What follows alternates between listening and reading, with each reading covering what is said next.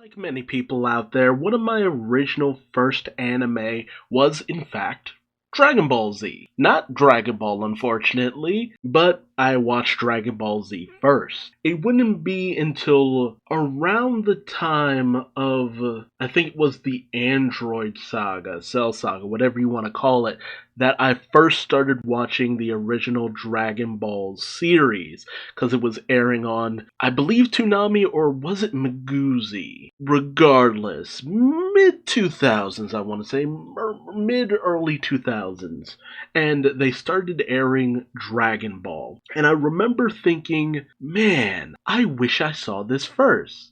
Because I really dug the original Dragon Ball series. The way it introduced Goku to Bulma, the introduction of Krillin and Yamcha, the fight against the Pilaf gang and searching for the Dragon Balls. I mean, the Dragon Balls, their first discovery felt momentous, interesting. Like, we went on this journey to find this mystical item, to grant this wish, and stop this bad guy from potentially taking it from us and getting their own dastardly wish. And ultimately, the wish is for a pair of the world's most comfortable pair of underwear, which was panties. Of course, like you do. But it was fun. It was really kind of interesting. And I really kind of dug it. And then you got to the tournament arcs, the very first real tournament arc that really just pushed Krillin to the forefront of things. And man, I loved Krillin. Like, there was just something about the way he was introduced, how much of a little shit he could be, and the introduction of Launch and her strange ability. I hate the fact that the series completely pretty much did away with Launch, but, she had a fun gimmick, if nothing else, and I will to this day wonder if maybe he thought about Super Saiyan from her to a certain degree, because if you look in the manga, her hair is completely black, and then she sneezes and bam, she's blonde. And we know that the concept of Super Saiyan came because Toriyama wanted to give his assistants a bit of a break and not have to constantly do the black toning for Goku's hair and stuff. So I wonder if he also got that idea. It's just like, well, we did it for Launch, and that kind of made it a little bit easier in drawing her. Why don't we do that for Goku? Always kind of wondered that kind of stuff. But the ultimate showdown at the tournament, and I always loved the idea of Roshi going in as Jackie Chon in order to make it so that Goku would lose his very first tournament in order to keep him hungry for battle, to constantly have this need to improve, to light this fire inside him. And honestly, that really became one of Goku's most defining characteristics, that want for self-improvement, to develop, to grow, to get better as time went on. Like, there's so many core concepts towards Goku that are just really established within the first few story arcs of the series. And Goku taking on the Red Ribbon Army, like, I enjoyed Dragon Ball for the most part when I was first seeing it, but I was really interested in the Red Ribbon Army, especially once you started to get into stuff about the androids, and I'm just like, what the hell is the Red Ribbon Army? Who's Dr. Gero or Jiro or whatever? Just wondering all of this, and to find out that Goku ended up embroiled with the Red Ribbon Army simply because he wanted to track down his grandpa's 4-star Dragon Ball. It's so wild. And Goku would just be embroiled in this showdown with this massive superpower the world over. And we had a lot of really cool bad guys in terms of all of this, but let's be honest, you really came for Tao Pai Pai. Tao Pai Pai was the shit. When he managed to completely almost do in Goku, and the only reason that Goku survived was sheer luck, I dug the shit out of it. And Goku had to train up to get stronger so he could have a little bit of a rematch against them. And Goku did it. He took down the entirety of the Red Ribbon Army, and a lot of the earlier androids and stuff like that, especially Android 8, who was just a gentle giant deep down. It really was pretty fun. But General Blue, Commander Red, all that good stuff was fantastic. And I love that we got to have Bulma and Krillin come along as the storyline of Goku dealing with the Red Ribbon Army went on. But then you got to the situation with Fortune Teller Baba, and I'll be honest, the whole showdown, it was kind of not that interesting to me originally, but it was the showdown between Goku and the spirit of Grandpa Gohan. I love that. That was amazing.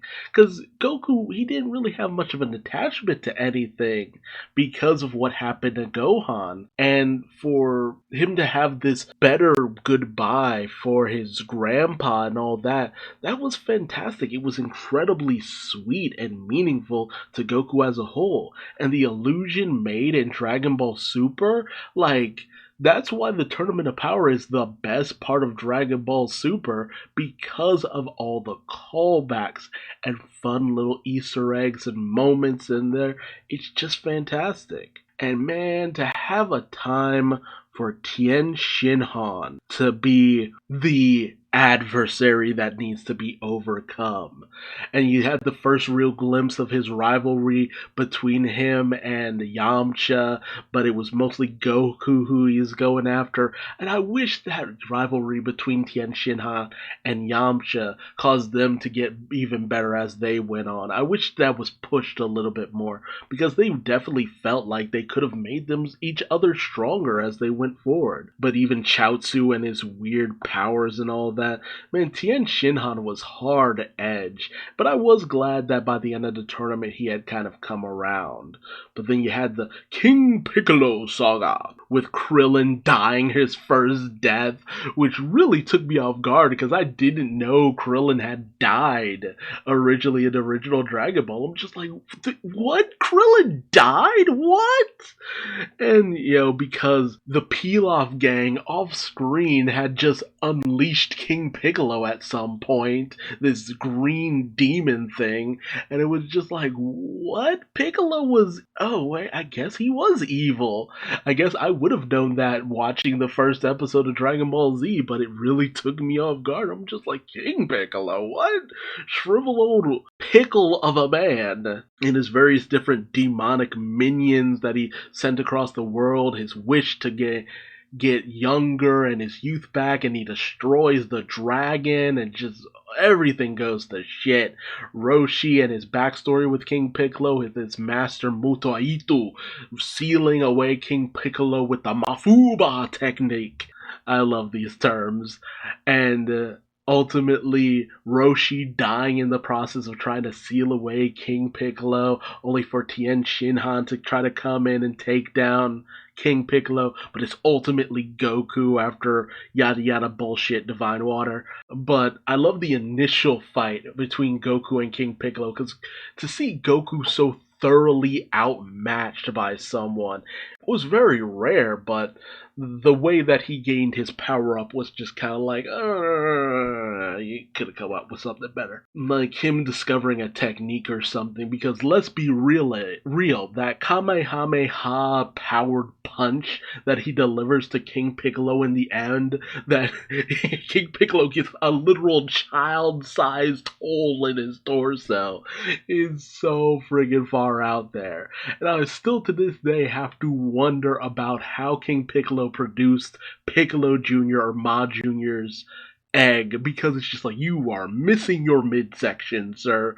Do Namekians just naturally have eggs in their throat? Is that how that works? Yeah, freaky slug people. But the real fun really did come with Piccolo Jr., because after he's born, I think it was 3 years or so had passed, and Piccolo Jr. was barely really that old. It's always the weirdest thing, because it's like, Piccolo Jr. is only like a few years older than Gohan, but his involvement with the 23rd World Martial Arts Tournament, his arrival, his fights with Krillin and then Goku were really fun, really awesome, a great way to cap things off. The return of Chi-Chi, man, I really wish Chi-Chi had continued to train more and would have gotten stronger, because her in the 23rd World Martial Arts Tournament, she was actually really solidly good, and she got pretty damn good pretty damn fast. And like after that I'm thinking, man, if only she kept training, she actually probably could have gotten even better as time went on. But no. Chi-Chi ended up being anti-training because she didn't want that way of life for her son. Because, let's be real, Goku's kind of deadbeat for the most part. But it really was a great way to cap off the original Dragon Ball. But, Dragon Ball Z really was where this series got a lot of its fame, and for good reason. I remember the original airing of it in the US. I was like 6 years old. And I remember being so perplexed by that first episode. Well, first few episodes, because I remember thinking I missed so much. Because suddenly you had the appearance of Raditz and the team up between Goku and Piccolo. There was some animosity there. Goku had returned to his friends for the first time in a good long while. And then Goku gets sent to the next dimension. And I'm just like, what the does that even mean? It would be a hot minute before I found out how dead meant dead. Because it really was unclear to me because they kept making it sound like, oh, they're not dying, they're just being sent away somewhere. Especially in the Vegeta saga, where after Raditz is taken out, Vegeta and Nappa are coming to Earth. Everyone has to train up, get stronger, more powerful.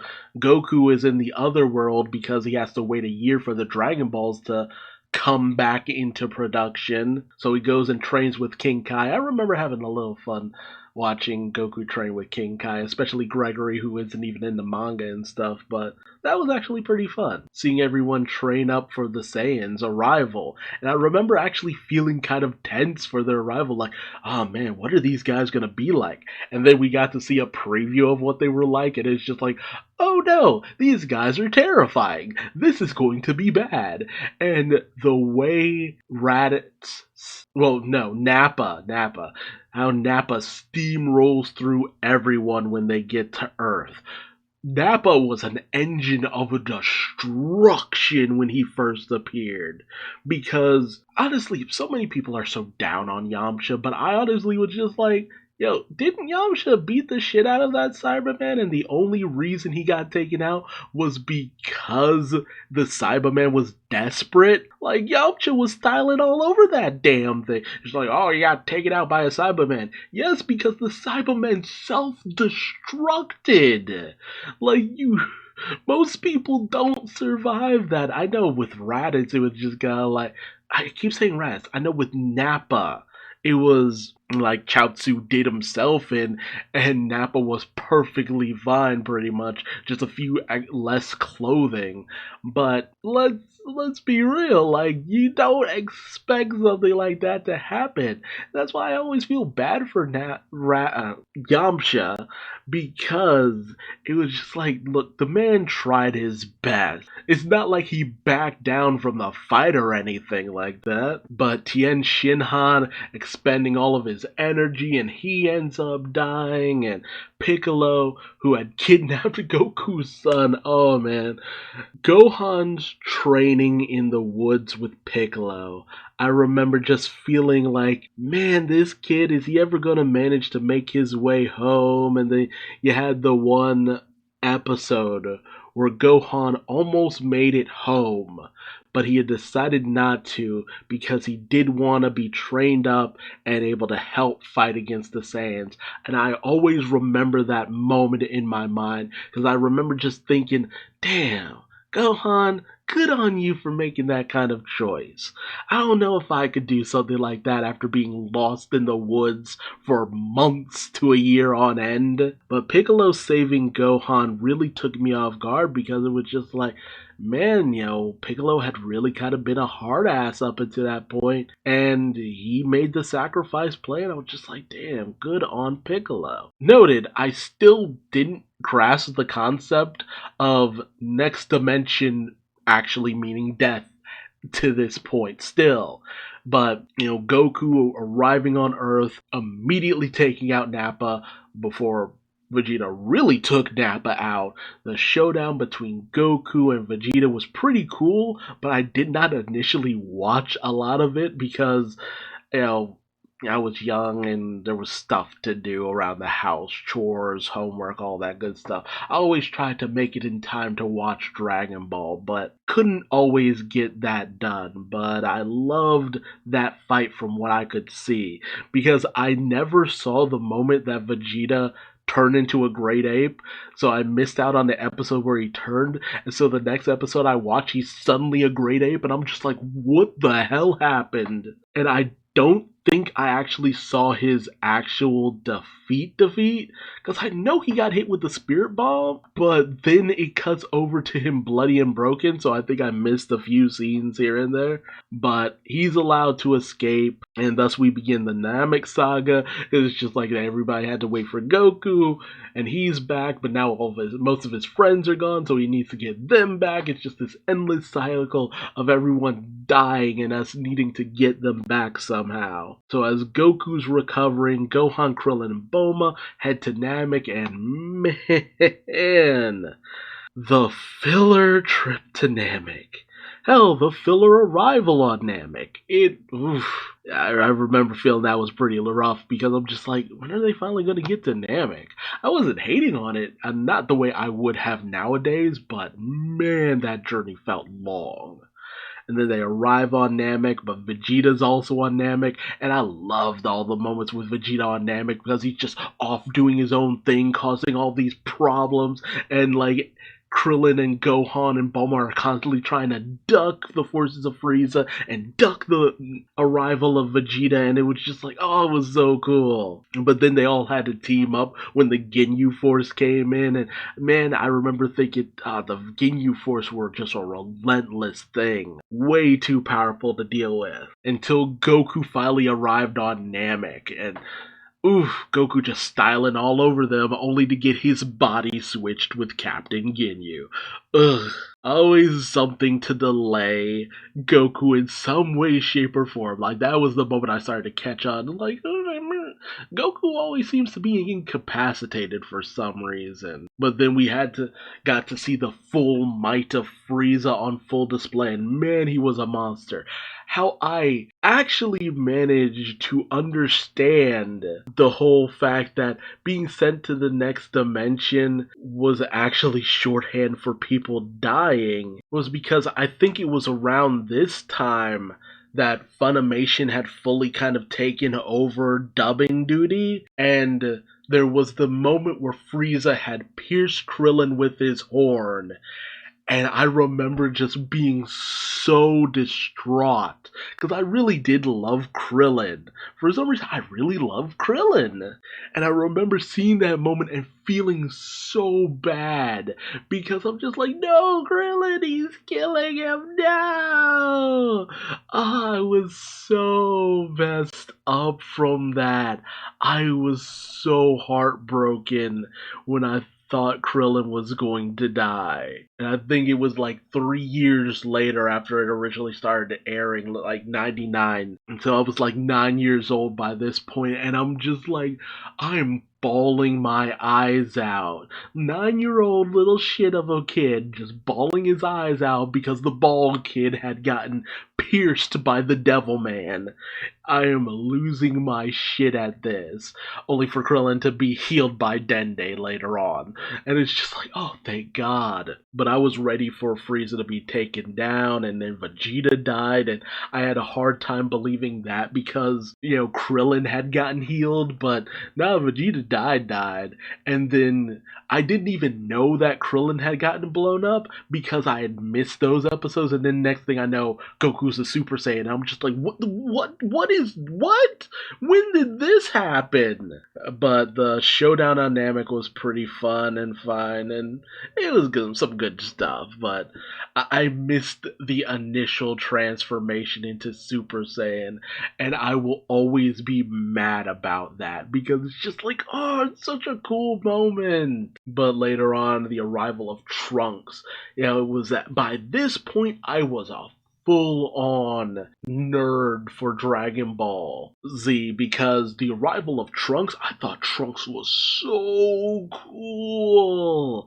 Like, man, Trunks with the sword and that haircut and the jacket and the pants and the shoes, and I'm just like, oh my god, he looks so cool. Namek had blown up. Frieza had managed to make his way back to Earth and he was a cyborg now. We had no idea what happened to Goku, but Vegeta was now on Earth with everyone else, and they had a which felt awkward because y'all were killing each other like a year or two, like 2 or so years ago. But Vegeta was brought back and he was fine, and the arrival of Frieza and then just Trunks taking him instantly out. But then Goku arrives and he and Trunks have a bit of a spar where Goku is just blocking Trunks's blade with one finger, and I'm just like, yo, Goku, how powerful did you get, man? But then we get the information on the androids and the fact that Trunks is Bulma and Vegeta's son from the future, which really took me off guard because I'm just like, but they hate each other. Oof. I had a lot to learn about relationships there, but I love the Android saga because all the training up that they had to do. And Goku, even after all his training, wasn't able to really bring it because of the heart virus. But Vegeta got to show off his goods, and man, Vegeta decimating Android 19 was something else.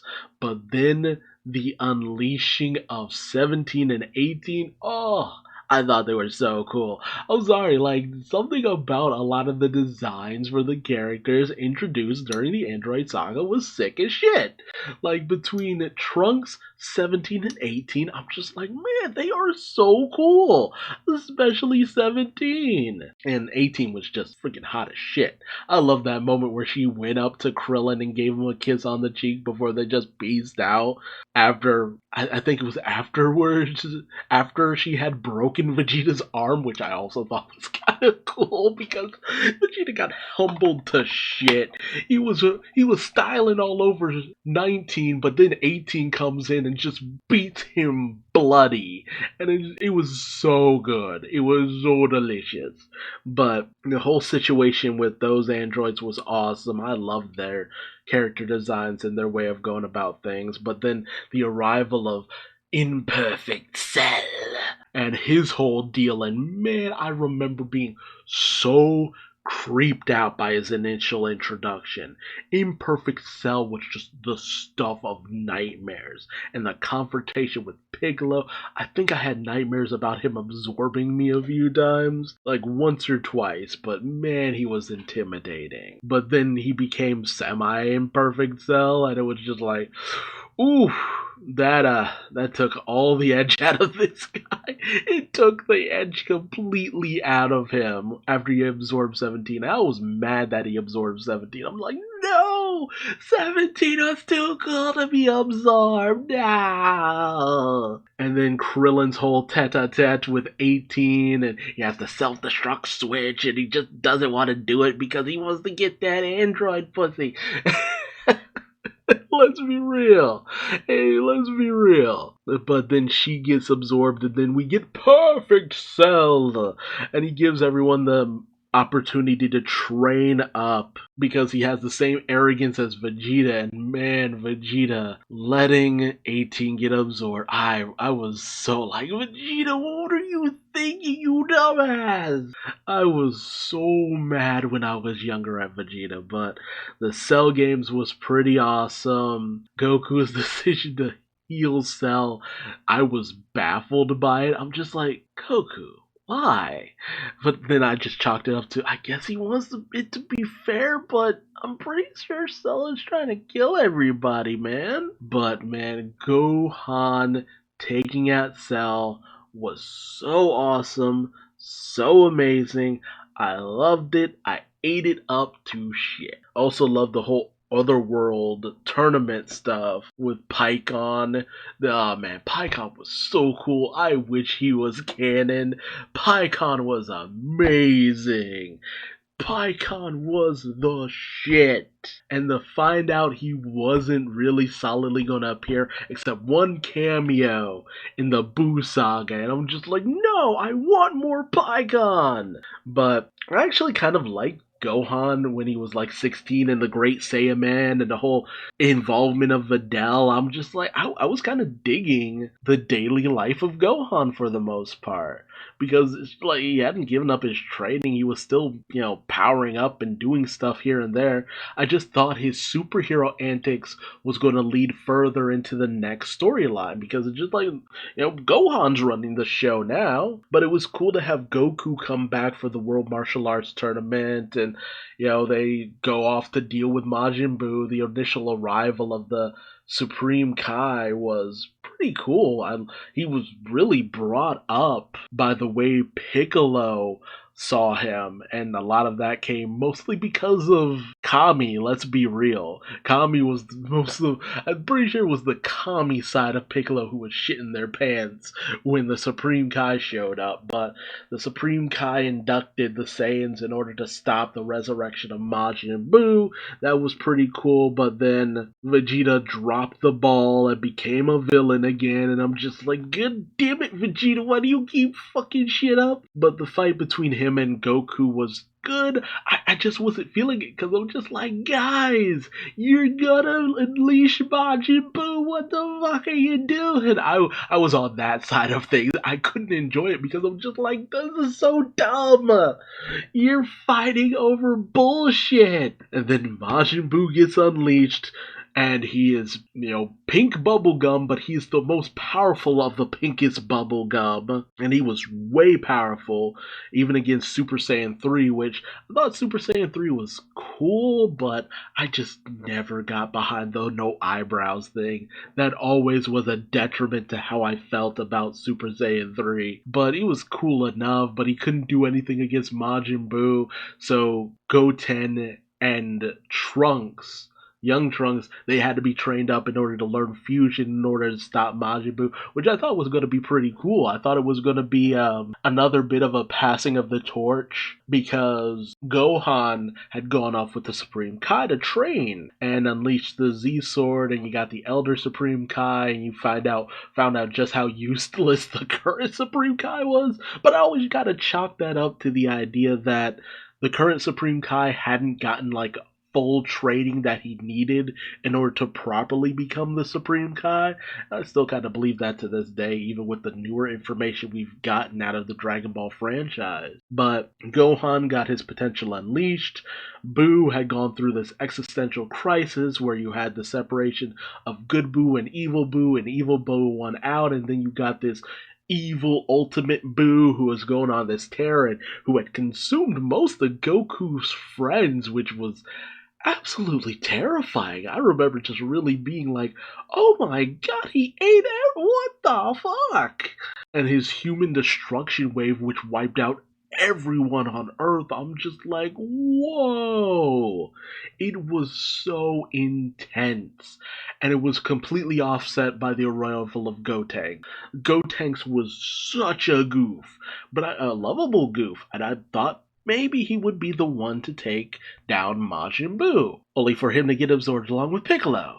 But then in comes Ultimate Gohan, and I'm just like, man, Ultimate Gohan will take this thing down. And for the most part, it was really looking like Gohan was going to have the upper hand here, only for him to fail. And then you had the arrival of Goku and Vegeta, and you got Vegito, and that was actually pretty cool. I love Vegito. That was interesting. I'd actually been spoiled on Vegito by this point because, some friends of mine had shown pictures of other people, like other Super Saiyans, and I'm just like, who's that? And they were just like, oh, they're like Vegito or something. I'm like, who? And I think there was also a picture of Gogeta, and I'm like, who are these people? I haven't seen any of them.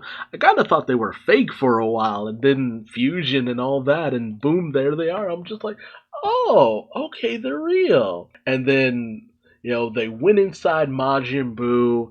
They defused, even though it was said that should have been permanent. They got Goten, Trunks, Good Buu, and Gohan out of Majin Buu, and that reverted him to his original primordial form of Kid Buu, and Kid Buu went on a friggin' tear across the galaxy, only to finally be put down by Goku with a spirit bomb, which is the first time I ever actually got to see someone get finished off by the spirit bomb, which took me off guard. And that was pretty interesting. I really did enjoy all of that, but I was really kind of taken off guard by the fact that that's where things had kind of ended.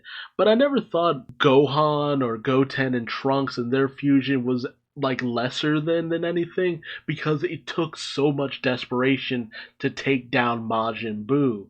So in my mind, Goku at Super Saiyan 3 was in the same par as Gotenks at Super Saiyan 3, which was on the same level of Gohan in Ultimate form. But I think Gohan in Ultimate form was probably the most powerful out of all of them, because he really was. Like, if nothing else, Gohan was at his most powerful. It's just that he got cocky, which we constantly see is the undoing of a lot of characters. But then we got the follow up Dragon Ball GT. Step into the Grand Tour, Dragon Ball GT. Which I didn't hate it as much as other people. I enjoyed the idea of the Black Star Dragon Balls and the consequences behind them, the need to go out into space, and I was interested to see what Pan could do, because I was interested in just like how powerful she would become, because it was just like each younger version of a Saiyan is always so much more powerful than their contemporaries, and with Pan being the youngest, it felt like she would have the most potential out of anyone, which very much ended up not being the case. But I was not really digging the whole Gohan age down. To this day, I will constantly think that the people who should have gone on this journey should have been Pan, Trunks, Goten, and Oob. Those four. They were the newer generation who could just go out, have adventures, do things. The idea of having Goku aged down and kind of less power just never sat right with me. I'm just like, no, this should have been their time to shine. Pan was being trained and was being shown off that she had a lot of potential. We had a lot of potential shown for Trunks and Goten because they were the youngest Super Saiyans in existence. And Goku went off to train I thought, for this kind of stuff specifically. So it made sense to me that they would be the new protectors, the new leads of the whole series. But, the actual search for the Black Star Dragon Balls was that interesting, but the Baby Saga, I love the Baby Saga, but again, it was kind of like I wanted to see more out of Pan and and stuff, because, okay, Vegeta had been taken on by this Tuffle, who were the long-distant enemies of the Saiyans, and Gohan, Goten, Trunks, Videl, all of them had been controlled. It was like the Blackwater Mist all over again. But they had all been under control of Baby, creating a new planet, Baby slash Vegeta or whatever. Goku, Trunks, all had to find a way to stop him. And it was a desperate attempt to save the Earth and all that good stuff. And I was really kind of digging it, especially the appearance of Super Saiyan 4. That was amazing. And this, I didn't actually originally watch the trip into space, the search for the Black Star Dragon Balls. I had actually only got around to watching GT with the DVD set. And what I originally watched was the stuff with Baby and the Tuffles and stuff.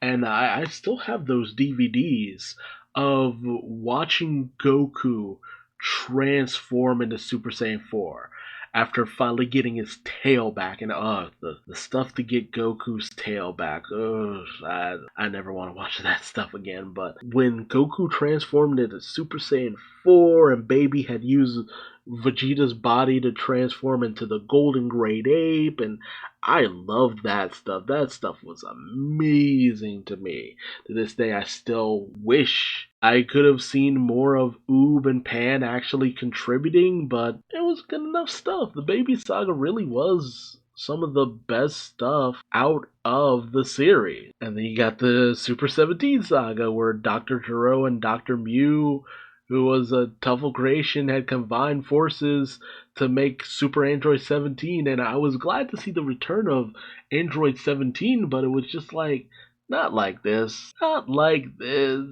No, I did not gel with the Super 17 saga. But the Shadow Dragon saga, I love the Shadow Dragon saga. At least the idea behind it, the idea of, you use the Dragon Balls so much so often that they weren't able to be purified, and this evil energy had entered into the balls and had given life to these things called the Shadow Dragons that would end up destroying the earth. And that was so cool to me because it's just like, that is a fascinating premise.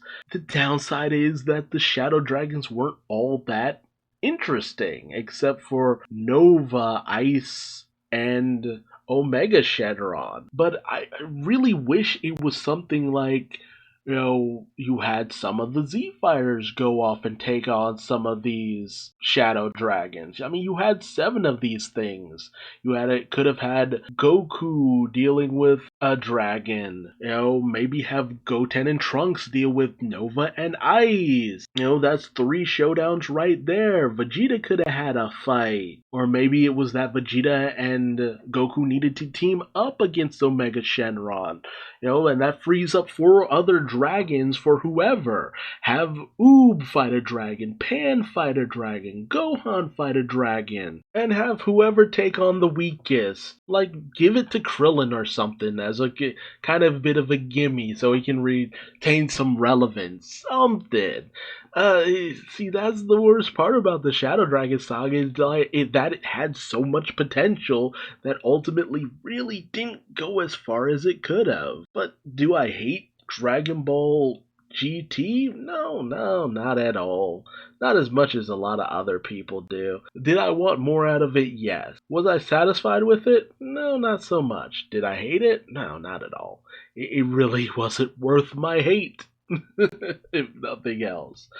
But then it took like a decade for Dragon Ball to finally have a bit of a true comeback with Battle of the Gods and all that. And it was so cool. I remember the hype behind it because it was just like, what is this? What's going on? To see Goku throwing down with a new opponent, it was just so far out there. And I thought this would be a real all hands on deck kind of situation, but the fact that it took all these Saiyans' power in order to power up Goku so that he could achieve God form to take on the God of Destruction was actually really kind of cool. Because it didn't negate the strength of everyone else, because everyone got their ass kicked by Beerus. But it was only through combining their power that they were able to take Beerus on, and that was a great premise for everything. It's just unfortunate that it couldn't keep the momentum going with Resurrection F because I was really excited for the return of Frieza. But it kind of wasn't that great in the end. Super Saiyan Blue arrived with so little fanfare and all that good stuff that, it felt like it squandered a cool power-up for the most part for Frieza, and even the power-up I wasn't really digging that much, because I'm just like, it's alright looking. Then you got the actual Dragon Ball Super series, which really took me off guard, because I really wasn't expecting a series, but then it readapted Battle of the Gods and Resurrection F, and I'm just like, oh, okay. I mean, I guess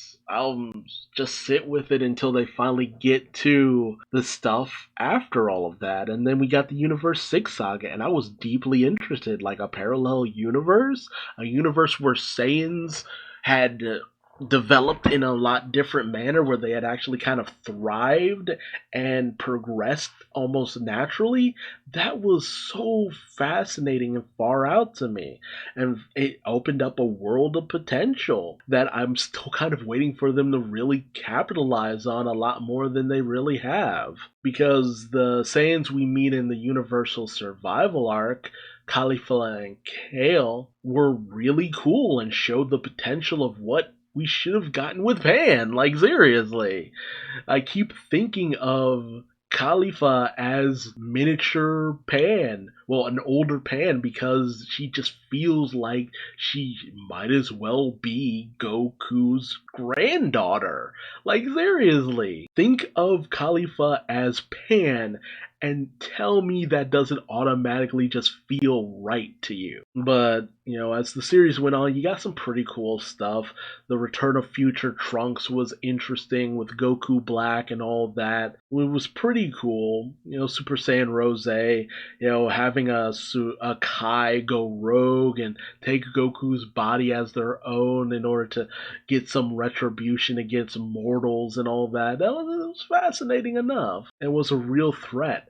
And, the involvement of Mai, who had been de-aged and then had grown up again and all that, and her relationship with Trunks was actually kind of fascinating. And I know a lot of people are just like, it's weird, but I mean, by this point in time, I'm pretty sure, in that future, Mai would have been in her 80s, but Trunks would have been in his 30s by that point. So it's just like, look, man, it's kind of weird dating somebody who's got like 50 years on you, but at that point, he's old enough to make his own decisions. It's just when you have young Trunks and Mai, who looks like a child but is in her 60s, I think, like a little bit older than Bulma and all that. It's just like, no, no, no, no, no, no, no, no, no, no, no. But future Trunks can bang whoever he wants to. He grown. He grown. Let the boy do what he wants. But my problem ultimately just comes with the fact that that whole timeline ends up getting erased. And I keep thinking that maybe it would have been this Trunks who would go on to join the Time Patrol and stuff like that. But we never really got that. And the whole Time Patrol situation is just murky as a motherfucker, let's be honest. So, it had its ups and downs. But the Universal Survival Saga was friggin' fantastic. Loved it, ate it up. It was so much fun. So good. Jiren, Hit, Kefla, Kaba, all these guys, they were so much fun. The vast array of different characters and their abilities and what they could do, and Elaza, and just, so much good stuff came out of it. I just really wish we could have seen Tien Shinhan do more. It sucks that Yamcha didn't get an opportunity because this would have been his time to really get in some real cool action scenes. Wish we saw more from Krillin. It really sucks that they got taken out so early on. Would have liked to see just a little bit more from Gohan, but Gohan was throwing down harder than he had thrown down in years, so I wasn't knocking it. And that final showdown between Jiren versus Goku, Vegeta, and Android 17. The most unlikely of team ups, but it was so good. I need Dragon Ball Super to come back. But we had the movie with the reintroduction of Broly, which was amazing. Frieza trying to use this unstoppable ancient Saiyan and just unleash him on Goku and Vegeta. And he's so powerful they need Gogeta in order to stop him. That was awesome. And I'm still waiting for them to adapt the Galactic Patrol Prisoner Saga with Moro and just, his history with the Grand Supreme Kai and all that was fantastic. I need to see some of that. That was so cool. And currently we're in the Granola Saga with a victim of Frieza and the Saiyans trying to gain his revenge after wishing to be the strongest in the universe, which has been actually pretty awesome. Really cool. Really kind of digging it. On the flip side of things, we also have Dragon Ball Heroes, which I was following the Dragon Ball Heroes game storyline, which was actually pretty cool because, you initially can follow it back to Dragon Ball Online, where you had Trunks joining the Time Patrol with the Supreme Kai of Time, who would, people would join up, they'd go on missions to make sure the timeline of the events of Dragon Ball just stayed the way they were supposed to. And you had Toa, the sister of Dabura, creating this group called the Time Breakers, who were just trying to just completely muck up the time stream. And I thought that was really kind of cool. And as the series went on, you see these various different machinations of Toa come into play, because it also tied into Dragon Ball Xenoverse and stuff, where you saw, her creation, Mira, who was a combination of the DNA of the typical chestnut of, I spliced the DNA of all the most powerful warriors in the world. You don't say. How original. But it was pretty cool. Mira was pretty awesome. And then you had Demigra, who wanted to be the Supreme Kai at one time. The Supreme Kai of Time at one time. And his machinations, that was pretty awesome. And then you had the involvement of Fu, who was actually Toa and Mira's son / creation, who was supposed to be the new, ultimate power in the world, but he mostly just went around dicking around with stuff. But then you got other machinations with Toa reviving Michikabura, which completes a lot of the Cinderella stuff of I don't think he ever got Alakadula, or did we? And they ended up being very minor characters.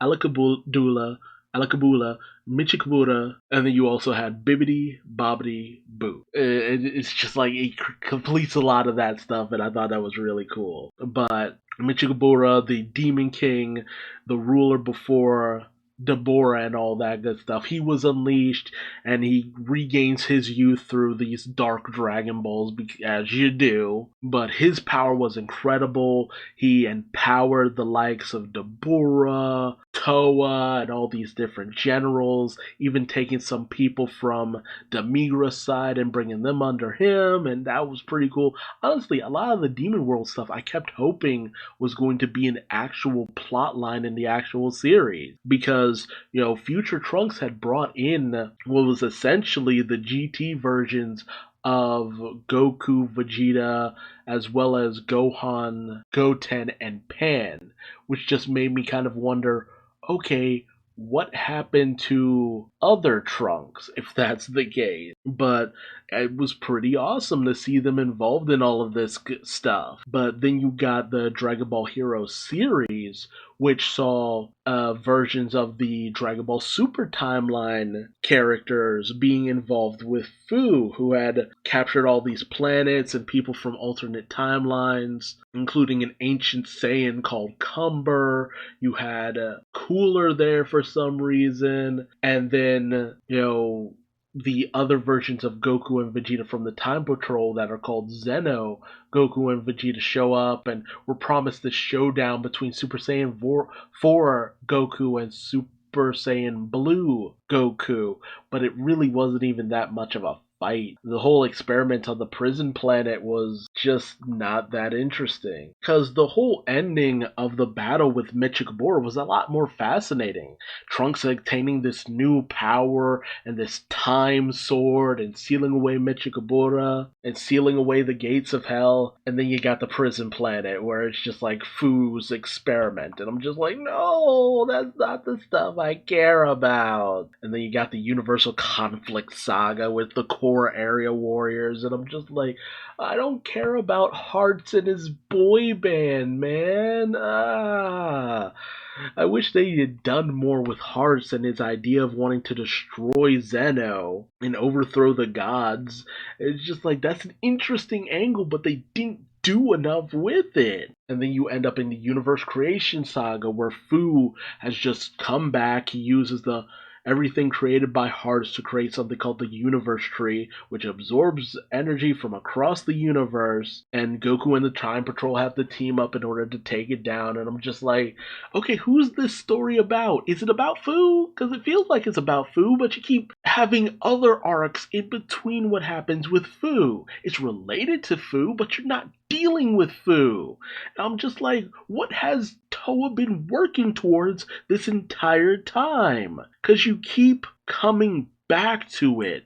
like it's important, and it's been this running factor since Dragon Ball Online, so well over 10 years by now, and I'm just like, what's the purpose of Fu? And it's in this saga that you find out she wanted him to kind of become the new Demon King, but he doesn't really care about any of that or the power that he obtains. He didn't even know Toa was his mother until she directly told him, and we don't even know how he feels about any of that.